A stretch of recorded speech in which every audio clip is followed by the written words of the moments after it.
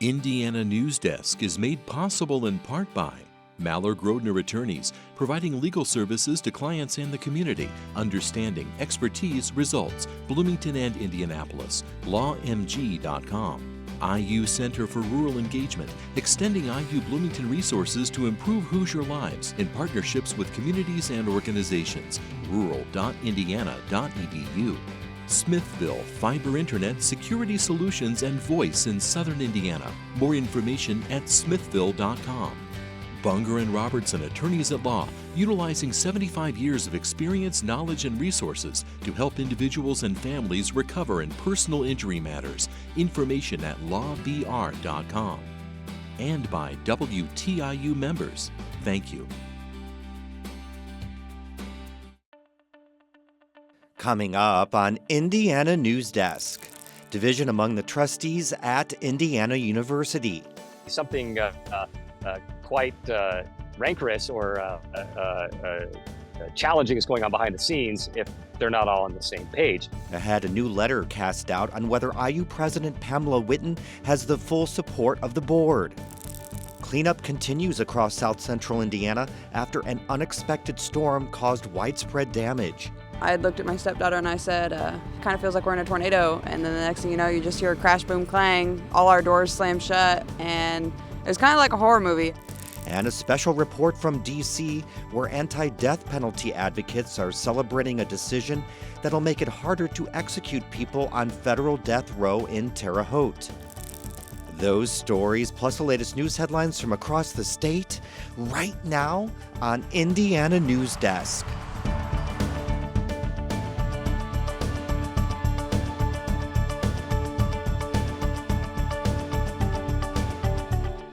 Welcome to Indiana News Desk. I'm Joe Wren. Well, thousands of Monroe County residents are still without power after a storm ripped through the area, knocking down trees and power lines. Pamela Whitten leads our team coverage of residents left picking up the debris. Adrian Kimmel was at home on the southwest side of town when the storm blew in with wind gusts topping 70 miles per hour. I had looked at my stepdaughter and I said, kind of feels like we're in a tornado. And then the next thing you know, you just hear a crash, boom, clang, all our doors slam shut, and it was kind of like a horror movie. I don't even know how to explain it, but it busted one of our windows in our office. There was rain everywhere, glass everywhere. A tree is on top of Kimmel's enclosed porch. While they wait for an insurance adjuster to assess the damage, Kimmel says they've been told to hold off on removing the massive trunk. The scene is similar across much of Bloomington. Crews have cleared trees and power lines blocking roads, but the debris has hampered recovery efforts. Very large branches came down that completely blocked Fess Avenue for a while, and a neighbor and I came out and moved the larger limbs to the side so the cars could get through. Sanders says this week's storm is the worst he's seen in the city in the 51 years he's lived here. Duke Energy says more than 46,000 residents, about 70%, lost power in this storm. Duke brought 730 additional workers into the state to help with repairs. Statewide, we had more than 95,000 customers affected by the storms that ripped through the state on Tuesday. And Bloomington and Terre Haute were ground zero in the terms of damage and power outages. Similarly, the Utilities District of Western Indiana, which also serves part of Monroe County, is working to repair what it calls the worst damage it's seen in decades. For Indiana News Desk, I'm Pamela Whitten. Now, Paintown State Recreation Area at Lake Monroe is still without power in the aftermath of the big storm. Access to Paintown is being restricted to those using the boat ramp, accessing a boat at the marina, boat rental, or picking up personal property. The beach and marina both remain closed, and the campground is closed until July 2nd. Tuesday's storm didn't spare the Pro-Gaza encampment on Indiana University's campus. The Dunn Meadow Liberated Zone, which has been active for more than 2 months, had several chairs and tents destroyed. Others, including the kitchen tent, were blown like sails across the meadow and into the creek. The protesters prepared by taking some equipment, such as solar panels, off-site before the storm. We were pretty clear to our people that we do not want anyone on the ground. Like, if you're around camp, go to a porch, get inside, go to the IMU, protect yourself. Now, Green, an IU student and encampment organizer, returned to campus Monday after successfully appealing his no trespass order. The Indiana University Board of Trustees put out a statement supporting President Pamela Whitten after a faculty no confidence vote in April. Now, one trustee says not only does she disagree with the statement, but she didn't know about it until it went public. Ethan Sandwise reports. The statement, purportedly representing the entire board, reaffirmed its commitment to the president, saying, quote, "As a board, we continue to offer our full support to President Whitten. She is the right leader at the right time precisely because she has pursued a future for Indiana University that will ensure it thrives into its next era." Elected trustee Vivian Winston says the statement doesn't, quote, "truly capture a representative sense of the board's perspective. The statement ignored the seriousness of the vote and disregarded faculty concerns." In an email to WTIU News, she said she had no role in creating the statement and felt she could no longer stay silent. Winston is one of only 2 trustees who have attended listening sessions with faculty and visited protesters in the Dunn Meadow encampment, the other being elected trustee Donna Spears. Experts say it's not only unusual for a board to put out a statement without consulting its members, but division on backing a leader could be a sign of trouble. It's very rare, which, if I'm trying to read tea leaves here, tells me something quite rancorous or challenging is going on behind the scenes if they're not all on the same page. As a trustee in the mid-90s, Cynthia Pearl Stone says she's seen the culture of the board change in the last few years. There's been high turnover in the 9-member group. Only 2 trustees now have served longer than 3 years. In Stone's time, she often met with professors and students. We could listen, we could be engaged, we could feel that that was welcomed. And the audience, the people that we were serving, welcomed it. It's not welcome today. The board didn't respond to a request for comment.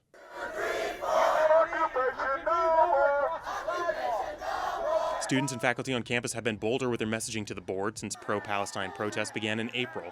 After police arrested over 50 students and faculty during protests, many schools on campus passed resolutions calling on the board to remove the president and provost. My experience was if the Indianapolis Star, the Herald Times back in the day called me up and asked for comments, I was free to give them. And there was no fallout, there was no criticism, and I was one voice of many. For Indiana News Desk, I'm Ethan Sandwise. Winston, who emailed her letter to WTIU, declined a request for an interview. In her letter, she called for the board to seek equal input from all its members before future statements and decisions. The Indiana University Board of Trustees this week released a draft for a new university-wide expressive activity policy that would place new limits on where, when, and how community members can protest. Administrators, including President Pamela Whitten, have indicated their desire to replace IU's existing Dunn Meadow speech policy since pro-Palestine protests began in April. Now, under the proposal, expressive activities would have to take place at least 25 feet away from the entrances of buildings and parking lots. It would also ban overnight camping. Those rules would effectively outlaw the ongoing occupation of Dunn Meadow by pro-Palestine protesters. Indiana University and Purdue are celebrating their new independent campuses, which launch July 1st in Indianapolis.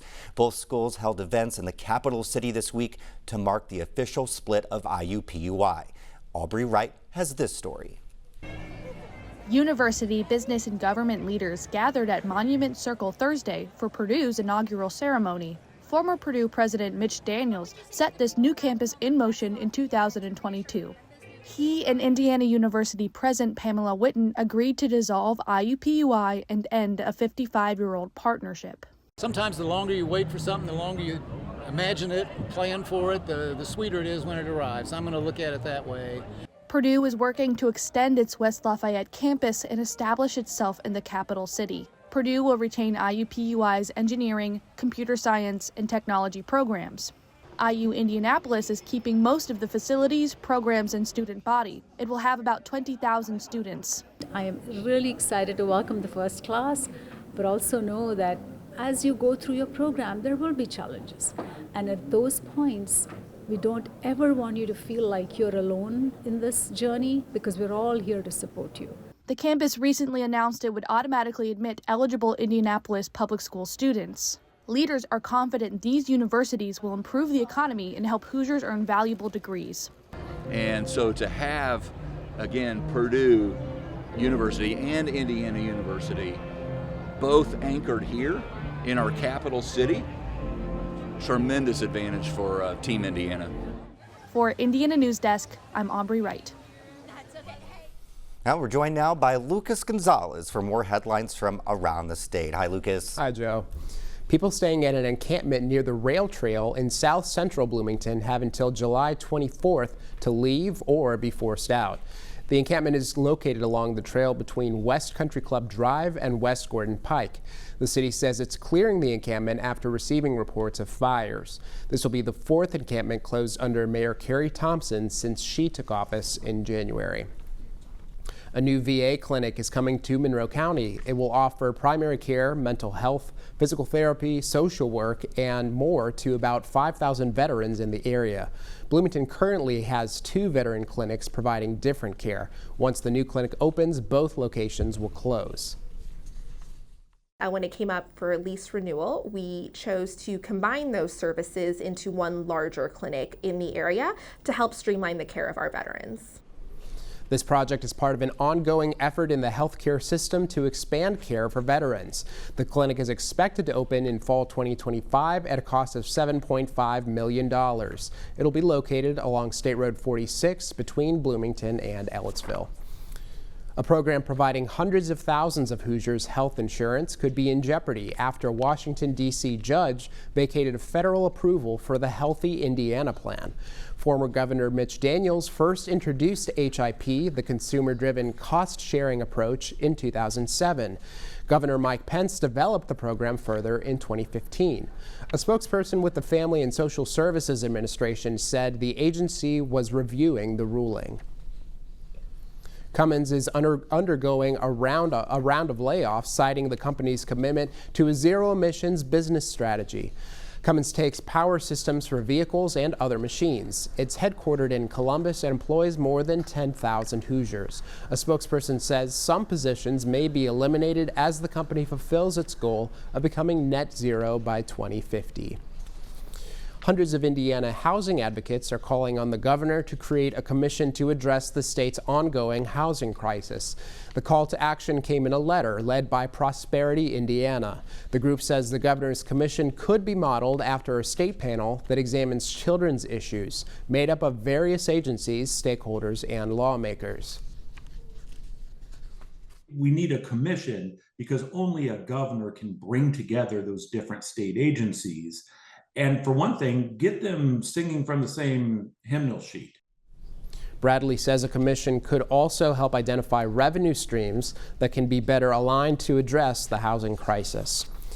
The Sycamore Land Trust is expanding Bean Blossom Bottoms to include 2 new wetland areas.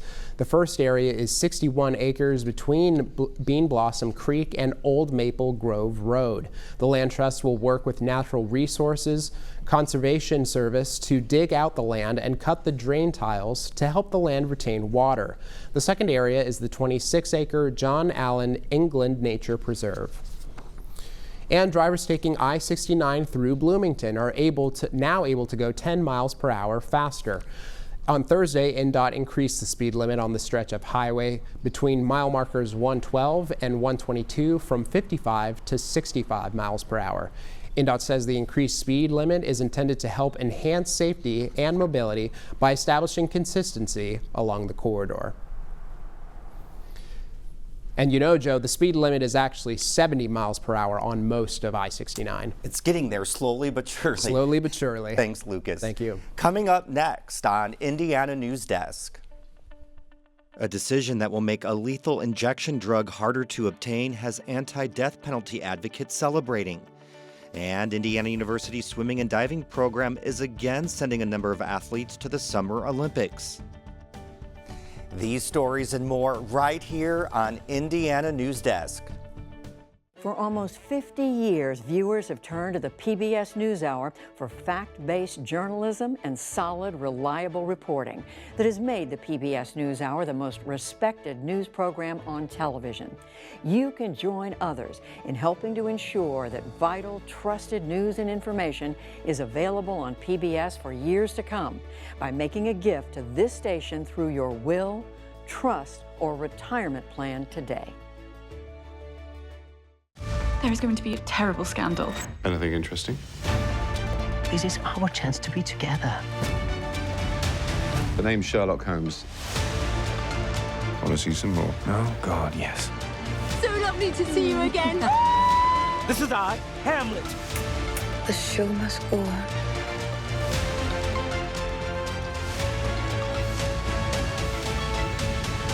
We'll get along splendidly. Welcome back to Indiana News Desk. It's been 4 years since the Trump administration relaunched federal executions in Terre Haute after a 2-decade pause. Under the Biden administration, they're on hold for now. And as WTIU's George Hale reports, a new obstacle could make it much harder to start them again. Bill Breeden is a retired Unitarian Universalist minister, and he does volunteer ministry for prisoners on federal death row. He served as minister of record for prisoner Corey Johnson and stood next to him as he died by lethal injection in 2021. But within a few minutes, Corey began to flex his fingers as much as he could. His hands were very tightly bound, but I saw his fingers begin to flex, and then he said, I feel like my hands and mouth are on fire.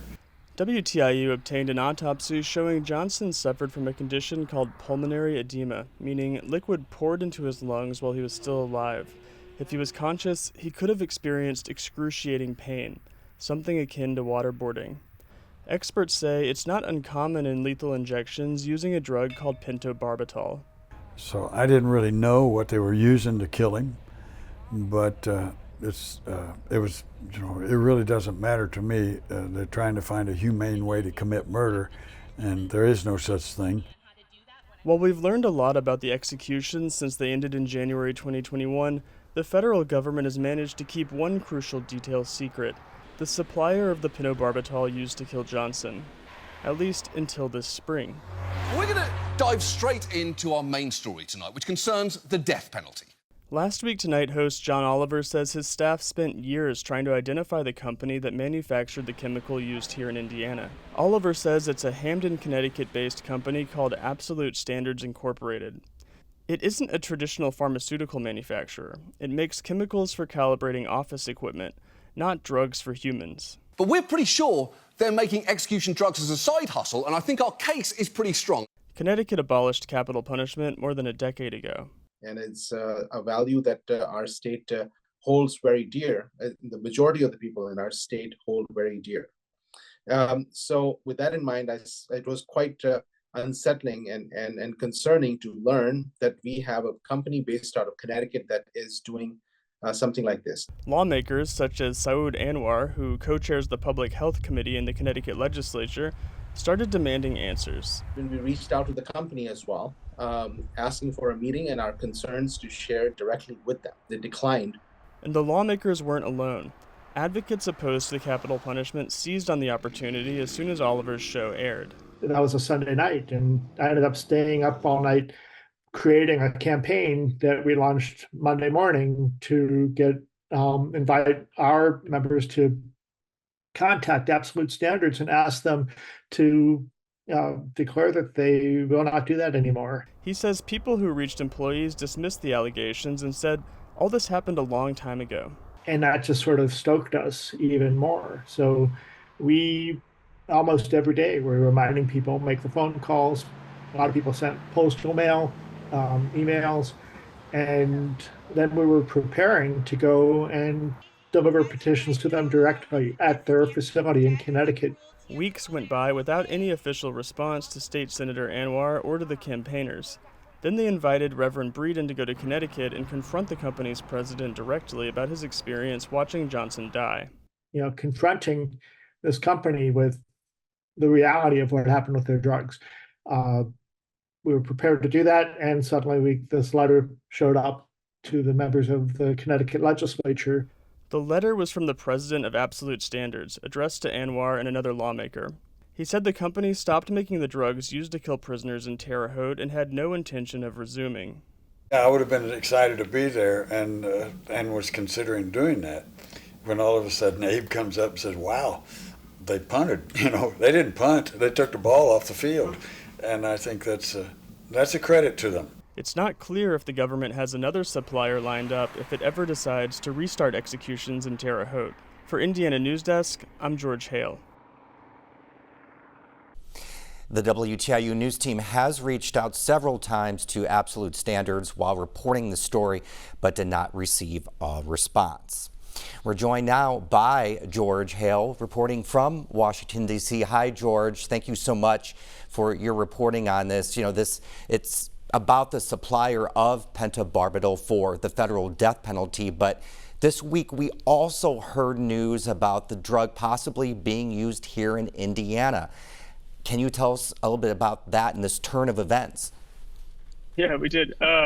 So on Wednesday, Attorney General Todd Rokita announced that the state of Indiana, as opposed to the federal government, the state of Indiana's Corrections Department has obtained its own supply of pentobarbital. So while the federal government seems to have lost its preferred lethal injection method, all of a sudden the state of Indiana could soon restart theirs.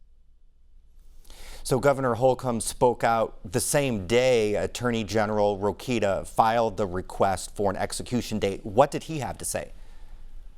Yeah, so Holcomb issued a statement right after we saw that. And he said essentially that now that the state has found a means to execute someone, he has a duty, as the governor, to fulfill that sentence.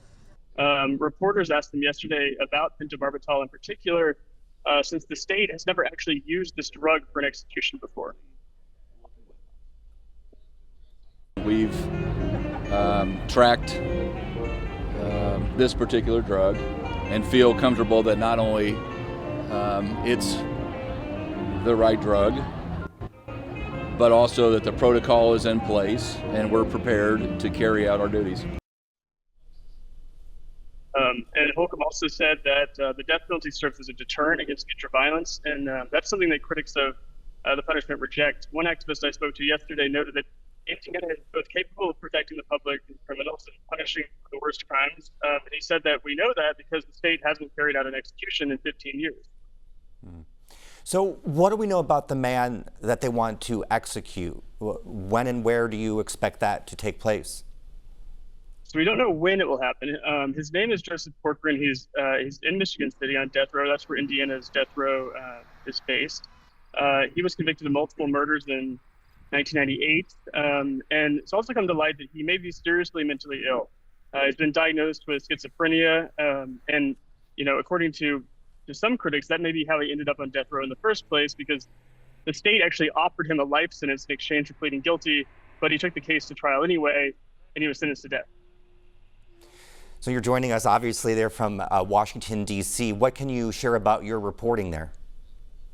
Yeah, I am indeed. I'm across the street from the U.S. Supreme Court. It's Capitol behind me, obviously. Anyway, but the Supreme Court is where we're starting later tonight. Activists from all over the country are going to gather here for an event that they've been holding for, I think, about 3 decades, more than 30 years, to call for an end to capital punishment. Okay, George, one more. I understand yesterday you spoke to relatives of victims of Dylan Roof, one of the most high-profile prisoners in Terre Haute. What is their message? So Dylan is, of course, the white supremacist who carried out a massacre in a predominantly black church in South Carolina. It's been almost 10 years, but not everyone wants him to die. And so yesterday I had a long conversation with Sharon Risher. Her mother was one of the victims of the massacre. She initially supported executing Dylan, but over the years she's come to believe that her mother wouldn't want him to die. And so she's one of the many people coming to D.C. this week to tell President Biden that he should spare not only Roof's life, but everyone on federal death row. And Biden can do that by commuting their sentences to life without parole. All right, George, thanks so much for your reporting on this. Appreciate it. Sure, anytime. Thanks, Joe.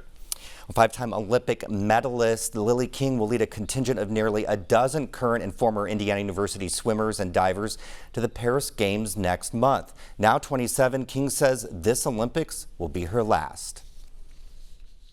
I've accomplished everything I've ever wanted to do in this sport, and I don't think very many people can say that. So I'm very fortunate, but yeah, I'm ready to move on with my life. King won 2 gold medals in her first Olympics in Rio in 2016, then 2 silvers and a bronze in the 2021 Games in Tokyo. Those games were pushed back a year due to the COVID pandemic. Now, she may not be as dominant as in the past, but she still holds the world record in the 100-meter breaststroke. One of the Chinese breaststrokers just went, I think, 2/10 off my world record, which is concerning for me. But yeah, we'll see how I race and see how she races. The Paris Games run from July 26th through August 11th. Well, that's the end of this program, but our work continues online as we cover the news throughout the week at WTIUnews.org. Have a great weekend.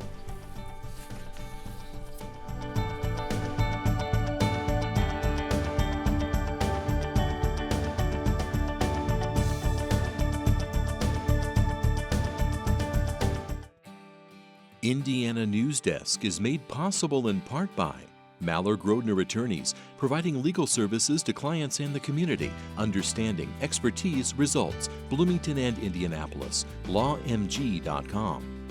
IU Center for Rural Engagement, extending IU Bloomington resources to improve Hoosier lives in partnerships with communities and organizations. Rural.indiana.edu.